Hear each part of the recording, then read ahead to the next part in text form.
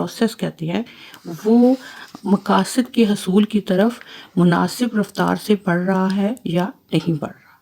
تو اس طرح یہ مقاصد ہوتے ہیں تعلیمی جائزے کے. اب یہ جو تعلیمی جائزہ ہے یہ کس طرح سے لیا جاتا ہے؟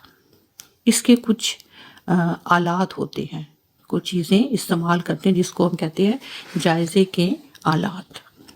اس میں نمبر 1 ہے مشاہدہ، یعنی طلباء کا مشاہدہ کرنا، ان کے کردار، ان کے بیہیویئر، ان کے تعلم کا مشاہدہ کرنا. یہ مشاہدہ رسمی بھی ہوتا ہے، غیر رسمی بھی ہوتا ہے، منظم طریقے سے بھی ہوتا ہے اور غیر منظم طریقے سے بھی مشاہدہ کیا جاتا ہے. دوسرا طریقہ ہے آزمائشی، جس کو انگلش میں ٹیسٹ کہتے ہیں. تو قدیم اور جدید، یعنی قدیم ہے موضوعی اور جدید ہے معروضی، جس کو آپ سبجیکٹیو اور آبجیکٹیو کہتے ہیں. تو اس طریقے سے ٹیسٹ جو ہے بنائے جاتے ہیں اور لیے جاتے ہیں، اور اس کے ذریعے سے پھر دیکھا جاتا ہے کہ کسی سبجیکٹ میں طلباء نے کیا جو ہے وہ سیکھا ہے اور جانا ہے، اور ان کی کارکردگی اور نالج کیسا ہے.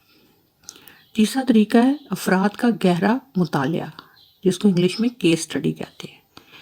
تو کیس اسٹڈی میں ہم کسی فرد کا تفصیلی مطالعہ کرتے ہیں، اس کو دیکھتے ہیں، اس کو بیہیویئر کا مشاہدہ کرتے ہیں.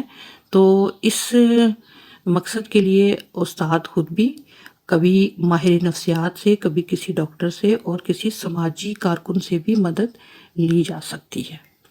اور جن طلباء میں ان کے بیہیویئر میں کوئی خرابی ہو، کوئی عدم مطابقت کا شکار ہو بچہ، یا جسمانی صحت یا ذہنی صحت، یا اس کی جو اکتساب کر رہا ہے وہ تعلیمی لحاظ سے اکتساب ہے اس کا، تو اس کی صلاحیت ہے، اس کی استعداد ہے، اس کا خاندانی پس منظر اور حالات، ان سب کا مطالعہ کیا جاتا ہے تفصیل کے ساتھ.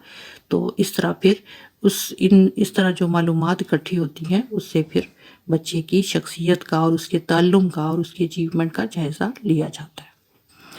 نمبر 4 ہے روزمرہ واقعات کا ریکارڈ، یعنی ڈیٹ کے حساب سے یہ ریکارڈ قائم کیا جاتا ہے کہ کوئی بچہ جو ہے وہ کیا کرتا ہے، کس طرح کی حرکات و سکنات ہیں. تو یہ زیادہ تر جو ہے وہ، ویسے تو یہ تمام طلباء کا رکھا جاتا ہے ریکارڈ، تو لیکن اگر کسی بچے میں کرداری لحاظ سے کوئی مسئلہ ہو تو پھر خاص طور پر اس بچے کا جو ہے وہ ریکارڈ رکھا جاتا ہے، اور اس واقعات کو نوٹ کیا جاتا ہے اور دیکھا جاتا ہے کہ کوئی واقعہ کیوں پیش آیا، اس بچے نے کس طرح کا کردار جو ہے وہ اس کا مظاہرہ کیا، اور اس کے پیچھے پھر جو وجوہات ہوتی ہیں اس کو تلاش کیا جاتا ہے، اور بچے کی رہنمائی جو ہے وہ کی جاتی ہے، اس کے کردار میں تبدیلی لائی جاتی ہے. 5واں طریقہ ہے سالنامہ اور سوال نامہ اور انٹرویو. سوال نامے کو انگلش میں کوسچنیئر کہتے ہیں، اور انٹرویو کا مطلب ہوتا ہے کہ بچے سے، کسی فرد سے بیٹھ کر سوالات پوچھنا، بات چیت کرنا. تو یہ بہت اہم طریقہ ہوتا ہے سوال نامے اور انٹرویو کا. اس سے بچے کے بارے میں بہت سی اہم باتیں اور بڑی جن کی ویلیو ہوتی ہے اس بچے کی تعلیم اور تدریس میں، وہ حاصل ہوتی ہیں. بچے کے احساسات، جذبات اور اس کے بارے میں ساری جو باتیں ضروری ہیں اس کی شخصیت کو سمجھنے کے لیے، وہ سب معلوم ہو جاتی ہیں. تو اس طرح کبھی تحریری شکل میں سوال نامہ ہوتا ہے، کبھی زبانی انٹرویو ہوتا ہے. تو اس طریقے سے جو ہے بات چیت کے ذریعے بھی ہم بچے کے بارے میں معلومات حاصل کر کے اس کے کردار کا، اس کی شخصیت کا، اس کی تعلیمی کارکردگی کا جائزہ لے سکتے ہیں. نیکسٹ ہے مجموعی ریکارڈ. اس کا مطلب یہ ہے کہ ہم جب بچہ اسکول میں داخل ہو تو ہم اس کے بارے میں ریکارڈ رکھیں، جیسا کہ عموماً ہوتا ہے تعلیمی اداروں میں. اس کے جو ضروری معلومات ہیں، نام سے لے کر اس کی خاندان، گھر کے بارے میں معلومات، اس کی تعلیمی کارکردگی جو پیچھے ہے یا موجودہ جو ساتھ ساتھ، وہ ریکارڈ قائم کرنا، اور اس کی میڈیکل صحت کے لحاظ سے اس کا ریکارڈ اکٹھا کرنا، اس کے اندر اگر کوئی خصوصی صلاحیت ہے، کوئی خاص اس میں ایبیلٹی ہے، تو وہ اس کے جو مختلف ٹیسٹ اور ایگزام ہوتے ہیں، اس کی کارکردگی، اس کے بارے میں ایک مکمل ریکارڈ جو ہے وہ تیار کرنا۔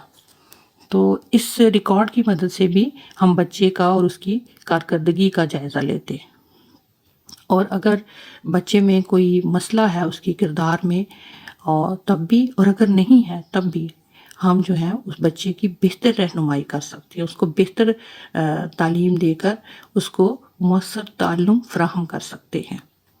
تو یہ جو ریکارڈ رکھنے کا طریقہ، یہ بھی بہت مددگار ثابت ہوتا ہے جائزہ لینے میں۔ تو یہ جائزے کے مختلف طریقے ہیں جن کے ذریعے سے ہم کسی بچے کی تعلیمی کارکردگی کا جائزہ لے کر اس کی تعلیمی کارکردگی کو، اس کے تعلم کو مزید بہتر بنا کر ہم اپنے تعلیمی مقاصد کو حاصل کر سکتے ہیں۔